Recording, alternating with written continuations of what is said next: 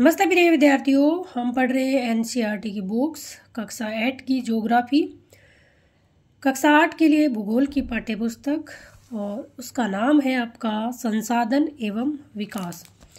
और जिसके अंदर हम पढ़ने वाले हैं आज चैप्टर नंबर आपका 2, भूमि, मृदा, जल, प्राकृतिक वनस्पति और वन्य जीवन संसाधन। ये वाला चैप्टर आज पढ़ने वाले हैं।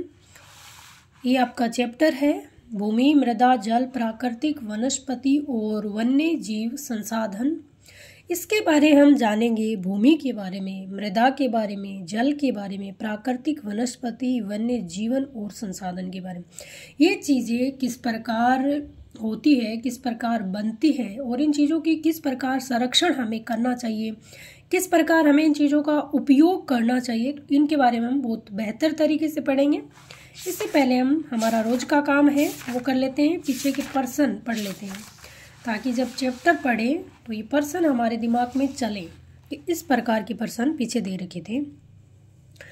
वे विद्यार्थियों, अभी तक आप नहीं उठे हैं, नहीं जगे हैं तो जग जाओ, क्योंकि 2024 आपके लिए बहुत ही शानदार वर्ष होने वाला है। अभी कुछ नहीं हुआ है, वर्ष की शुरुआत हुई है और अंत तक आपको एक बेहतर तैयारी के साथ आगे बढ़ना है। 2024 में आपको जो लक्ष्य आपको बनाया है, आपने बनाया है, उस लक्ष्य को पाने के लिए निरंतर मेहनत करिए, लगातार मेहनत करिए। तो मेहनत आपको करनी पड़ेगी, इसलिए आपको जगना ज़रूरी है और अभी नहीं जगे तो फिर आप पछताना पड़ेगा कि कैसे पढ़े। बिना एग्ज़ाम के तैयारी करी हुई बहुत शानदार होती है, क्योंकि अभी भी राजस्थान में कोई एग्ज़ाम नहीं है और भर्तियाँ अभी नहीं आई है और हो सकता है कुछ दिनों में राजस्थान में भर्तियाँ आ जाएँ। अब पढ़ते हैं हमारे जो पर्सन है वो। निम्न प्रश्नों के उत्तर दीजिए। मृदा निर्माण के लिए उत्तरदायी 2 मुख्य जलवायु कारक कौन से हैं? भूमि निम्नीकरण के कोई 2 कारण बताइए। भूमि निम्नीकरण क्या होता है, इसको हम पढ़ेंगे। भूमि को महत्वपूर्ण संसाधन क्यों माना जाता है? भूमि किस प्रकार का संसाधन है, इसके बारे में जानकारी प्राप्त करेंगे। किन्हीं 2 सोपानों के नाम बताइए जिन्हें सरकार ने पौधों और प्राणियों के संरक्षण के लिए आरंभ किया है। जल संरक्षण के 3 तरीके बताइए। वो बेहतर तरीके बताइए जिनके द्वारा आप जल का संरक्षण कर सकते हैं, जल को बचा सकते हैं। सही उत्तर को चिन्हित कीजिए। निम्नलिखित में से कौन सा कारक मृदा निर्माण का नहीं है? समझिए, मृदा का गठन, जैव पदार्थ। निम्नलिखित में से कौन सी विधि तीव्र ढालों पर मृदा अपरदन को रोकने के लिए सर्वाधिक उपयुक्त है? संरक्षक मेखला, मल्चिंग और वेदिका कृषि। हम पढ़ेंगे संरक्षक मेखला क्या है, मल्चिंग क्या है और आपकी वेदिका कृषि क्या है, इनके बारे में हम जानकारी प्राप्त करेंगे। निम्नलिखित में से कौन सा प्रकृति के संरक्षण के अनुकूल नहीं है? बल्ब को बंद कर देना चाहिए जब आवश्यकता न हो। जल को उपयोग के बाद नल को उपयोग के बाद तुरंत बंद कर देना चाहिए। खरीदारी के बाद पॉली पैक को नष्ट कर देना चाहिए। यहाँ पर कुछ आपके मिलान वाली चीज़ें दे रखी है, उसको हम देखते हैं। एक तरफ दे रखा है भूमि का उपयोग, ह्यूमस क्या होता है, चट्टान बांध क्या होता है, जीवमंडल क्या होता है। दूसरी तरफ इनके स्तंभ दे रखे हैं। इनको आपको जब चैप्टर पढ़ोगे तो इजीली आपको समझ में आ जाएगा कि भूमि का उपयोग किस प्रकार करना चाहिए, ह्यूमस क्या होता है, चट्टान बांध क्या होता है, जीवमंडल क्या होता है। मृदा अपरदन को रोकना, स्थल मंडल, जल मंडल, वायुमंडल के बीच जुड़ा एक संकरा क्षेत्र होता है, उसे क्या कहते हैं? भूमि का उत्पादनकारी उपयोग किस प्रकार होता है? ऊपरी मृदा पर निक्षेपित जैव पदार्थ, उन्हें क्या कहते हैं? और समोच्च रेखीय जुताई, उसे क्या कहते हैं? यहाँ पर आपके दे रखे हैं कुछ कथन वाले, सत्य असत्य वाले। आप अगर किसी रिटन एग्जाम में बैठते हैं तो इस प्रकार के प्रश्न आपके लिए करने बहुत जरूरी है। भारत का गंगा ब्रह्मपुत्र का मैदान अत्यधिक आबाद प्रदेश है, क्या ये सत्य है, सत्य है? फिर कह रहे हैं भारत में प्रति व्यक्ति जल की उपलब्धता कम हो रही है। फिर कह रहे हैं तटीय क्षेत्रों में पवन गति को रोकने के लिए वृक्ष कतार में लगाए जाते हैं, जिसे बीज की फसल उगाना कहते हैं, क्या ये सत्य है? मानवीय हस्तक्षेप और जलवायु परिवर्तन पारितंत्र को व्यवस्थित रख सकते हैं, क्या ये सत्य है या असत्य है?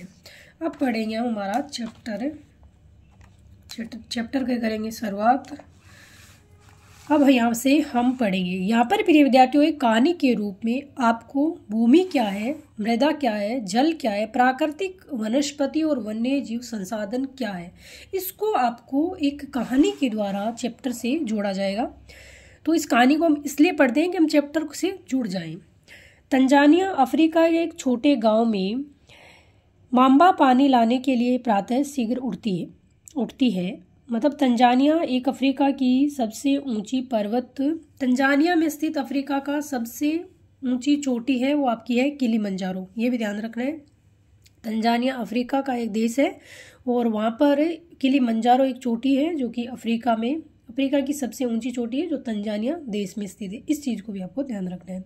उसे बहुत दूर जाना पड़ता है और वह कुछ घंटों के बाद लौटती है। इसके उपरांत वह घर के कार्यों में अपनी माँ का हाथ बंटाती है और अपने भाइयों की बकरियों की देखभाल में मदद करती है। उसके पूरे परिवार के पास उनकी छोटी झोंपड़ी के चारों ओर चट्टानी भूमि का एक भाग है। माम्बा के पिता कठिन परिश्रम के बाद मात्र कुछ मक्का और सेब ही उगा सकते हैं, फिर भी ये उनके परिवार के साल भर के खाने के लिए पर्याप्त नहीं है।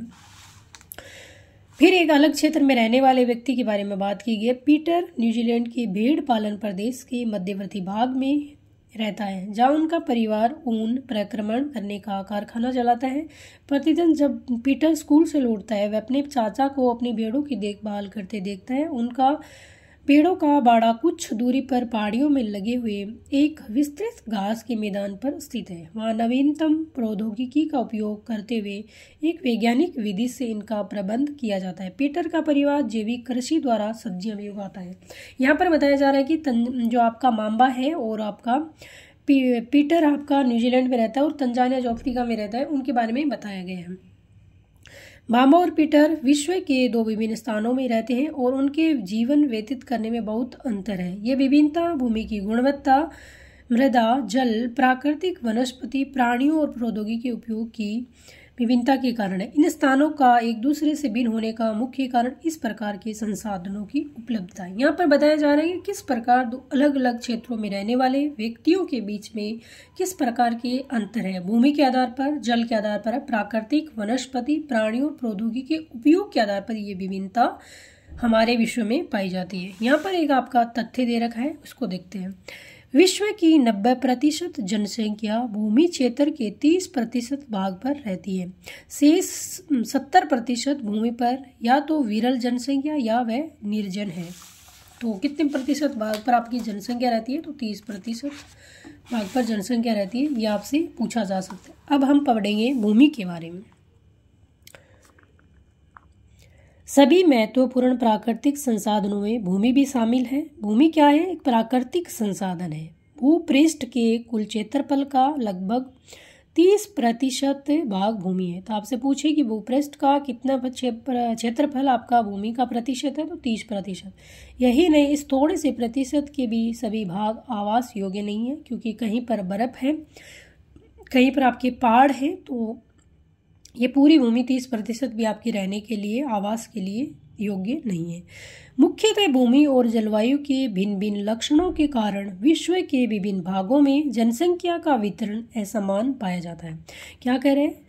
आपसे पूछे कि विश्व में जनसंख्या का वितरण असमान क्यों पाया जाता है, इसका कारण क्या है? मुख्यतः भूमि और जलवायु के भिन्न भिन्न लक्षणों के कारण विश्व के विभिन्न भागों में जनसंख्या का वितरण असमान। अलग अलग जलवायु होने के कारण, अलग अलग प्रकार की भूमि होने के कारण ये जनसंख्या का वितरण आपका असमान पाया जाता है। कैसे? उबड़ खाबड़ स्थलाकृति, पर्वतों के तीव्र ढाल, जलाक्रांत, संभावित निम्न क्षेत्र, मरुस्थल क्षेत्र एवं सघन वन क्षेत्र सामान्यतः विरल अथवा निर्जन है। उर्वर मैदानों और नदी घाटियों में कृषि के लिए उपयुक्त भूमि उपलब्ध है, इसलिए ये स्थान विश्व के सघन बसे क्षेत्र हैं। कहाँ पर लोग ज़्यादा रहना पसंद करते हैं? जहाँ पर पानी हो, मिट्टी उपजाऊ हो, वहाँ पर लोग अधिक रहना पसंद करते हैं। यहाँ पर आपका दे रखा है कि भूमि का उपयोग किस प्रकार हमें करना चाहिए और किस प्रकार भूमि उपयोग में आती है, किस प्रकार काम में आती है। भूमि का उपयोग विभिन्न कार्यों के लिए किया जाता है, जैसे कृषि, वानिकी, वनारोपण के लिए, खनन के लिए, सड़कों और उद्योगों की स्थापना। साधारण से इसे भूमि उपयोग कहते हैं। क्या आप मांबा और पीटर के परिवारों के भूमि उपयोग के विभिन्न तरीकों की सूची बना सकते हैं? भूमि का उपयोग भौतिक कारकों द्वारा निर्धारित किया जाता है, जैसे स्थलाकृति, मृदा, जलवायु, खनिज और जल की उपलब्धता। मानवीय कारक जैसे जनसंख्या और प्रौद्योगिकी भी भूमि उपयोग प्रतिरूप के महत्वपूर्ण आपके क्या है निर्धारक है। स्वामित्व के आधार पर भूमि को निजी भूमि और सामुदायिक भूमि में बांटा जा सकता है। बिल्कुल, स्वामित्व के आधार पर भूमि कितने प्रकार की होती है? 2 प्रकार की, आपकी निजी भूमि और सामुदायिक। निजी भूमि व्यक्तियों के स्वामित्व में होती है, जबकि सामुदायिक भूमि समुदाय के स्वामित्व में होती है। सामान्य रूप से इनका उपयोग समुदाय से संबंधित व्यक्तियों के लिए किया जाता है, जैसे चारा, फलों, नट या औषधीय बूटियों को एकत्रित करना। इस सामुदायिक भूमि को साझा संपत्ति संसाधन भी कहते हैं।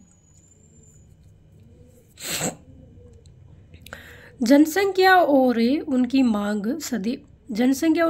सदैव बढ़ती रहती है। जैसे जनसंख्या बढ़ती है, उनकी मांग भी क्या होती है? आपकी बढ़ती है। लेकिन भूमि का उपलब्धता सीमित है। आपको इस चीज़ को ध्यान रखना है कि जनसंख्या और उनकी मांग तो बढ़ रही है, परंतु हमारा जो भूभाग है, भूमि है, उनकी उपलब्धता सीमित है, वो तो बढ़ नहीं रही है। स्थान के अनुसार भूमि की गुणवत्ता में अंतर होता है। स्थान के अनुसार भूमि की उपजाऊता गुणवत्ता में वहाँ की जलवायु के कारण या वर्षा के कारण इस चीज़ में क्या होता है? अंतर होता है। लोगों ने सामुदायिक भूमि पर व्यापारिक क्षेत्र बनाने, नगरीय क्षेत्रों में घर बनाने और ग्रामीण क्षेत्रों में कृषि योग्य भूमि का विस्तार करने के लिए अनाधिकृत हस्तक्षेप करना शुरू कर दिया है। आज भूमि उपयोग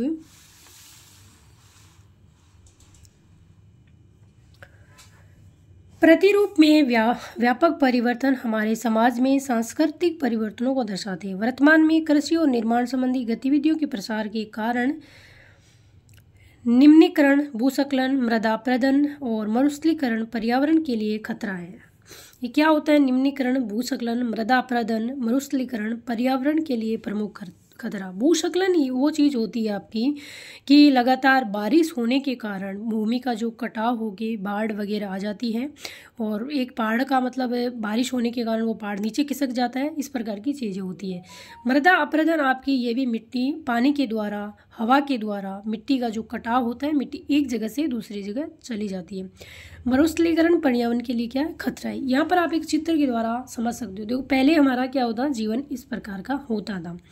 ये हमारा आपके चारों तरफ बाग बगीचे और लोग हलों से जुताई करते थे और भेड़ बकरियां पालते थे, इस प्रकार का। फिर आपका थोड़ा थोड़ा क्या हुआ? विकास हुआ, तो इस प्रकार का जीवन होने लगा। यहाँ पर आपके बाग बगीचे कम होने लगे, घर वगैरह बनने लगे, प्रौद्योगिकी के कारण, विज्ञान के कारण चीज़ों में तरक्की हुई। फिर आपको देख रहे हो इस प्रकार की चीज़ें होने लगी, तो ये आपके बाग बगीचे किस प्रकार नष्ट हो गए हैं। और आने वाले समय में आपकी हो सकते हैं ये वाली स्थिति हो जाए थोड़े समय में, अगर आपने सतर्कता नहीं बरती, ज़मीन को नहीं बचाया, पेड़ों को नहीं बचाया, भूमि को नहीं बचाया, जलवायु पे ध्यान नहीं दिया, तो ये वाली स्थिति आपकी हो सकती है। चारों तरफ आपको प्रदूषण ही प्रदूषण देखने को मिलेगा, सांस लेने की भी आपको परेशानी होगी। इस प्रकार के दृश्य दिखाए गए हैं। भूमि संसाधन का संरक्षण किस प्रकार किया जाए, कि भूमि संसाधन का संरक्षण किस प्रकार हमें करना चाहिए। बढ़ती जनसंख्या तथा इसकी बढ़ती मांगों के कारण वन भूमि और कृषि योग्य भूमि का बड़े पैमाने पर विनाश हो रहा है। इससे प्राकृतिक संसाधन के समाप्त होने का डर पैदा हो गया है। भूमि एक प्राकृतिक संसाधन है और इसके समाप्त होने का डर पैदा हो गया है। इसलिए विनाश की वर्तमान दर को अवश्य ही रोकना चाहिए। वनारोपण, भूमि उद्धार, रासायनिक कीटनाशकों और उर्वरकों के विनियमित उपयोग तथा अतिचारण पर रोक आदि भूमि संरक्षण के लिए उपयुक्त कुछ सामान्य तरीके हैं। यहाँ पर कुछ तरीके बताए हैं कि भूमि का संरक्षण किस प्रकार किया जाए। तो वनारोपण, ज़्यादा से ज़्यादा पेड़ पौधों का रोपण किया जाना चाहिए। भूमि का उद्धार करना चाहिए, उसकी उर्वरकता में सुधार करना चाहिए। रासायनिक कीटनाशकों एवं उर्वरकों का उपयोग है वो कम से कम करना चाहिए।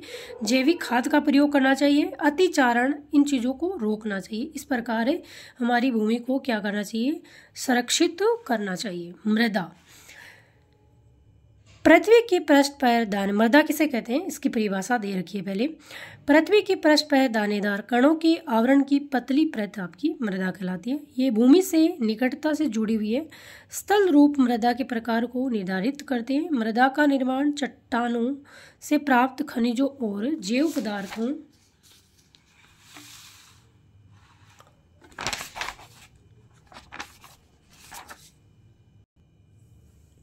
तथा भूमि पर पाए जाने वाले खनिजों से होता है। ये अपक्षय की प्रक्रिया के माध्यम से बनती है।